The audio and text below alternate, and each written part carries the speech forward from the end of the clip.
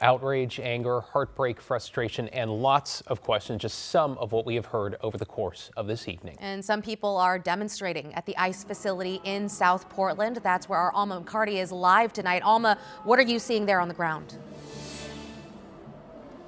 Yeah, David, Christine, I first want to say that we have kind of moved away from the action, away from the crowd, just so that we could give you guys a better look at what is going on without some of the profanity that we have been seeing and hearing while we have been out here. What I can tell you is there's about 150 people or so that are out in this area, in this spot, protesting. Here's some video from earlier this evening. I want to say an hour, 30-ish minutes ago. While people have been vocal, and there has been quite a few people out here compared to even yesterday, it has been relatively calm.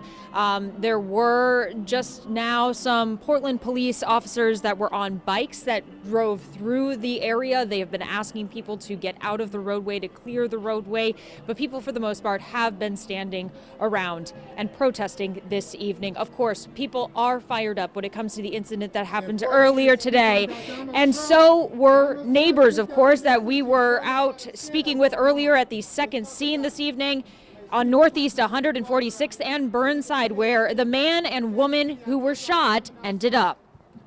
Thursday night, police tape surrounded this Northeast Portland apartment complex and parking lot, and onlookers surrounded the scene. It's truly tragic and truly sad that we have to start the new year off in Portland, Oregon like this. Many of them neighbors from across the street or a couple blocks away. I'm scared for my kids and my family and for anybody, any of my friends. You know, I have some friends that live over here and I had to make sure they were okay. At this point, it's ridiculous, and I think I wish I had all the answers, but I think that something needs to be done. We're kind of repeating patterns, but everything's different with, the world these days. Some already feeling a sense of heartache before the incident even unfolded. Their minds still focused on the deadly incident in Minneapolis. I was actually supposed to go to work today and I couldn't sleep all night. I had a really bad migraine. I called off work. I can't function. It's tragic for the family. I don't know what the family is going to go through. I'm not sure, but we are going to go ahead and send our prayers out to them.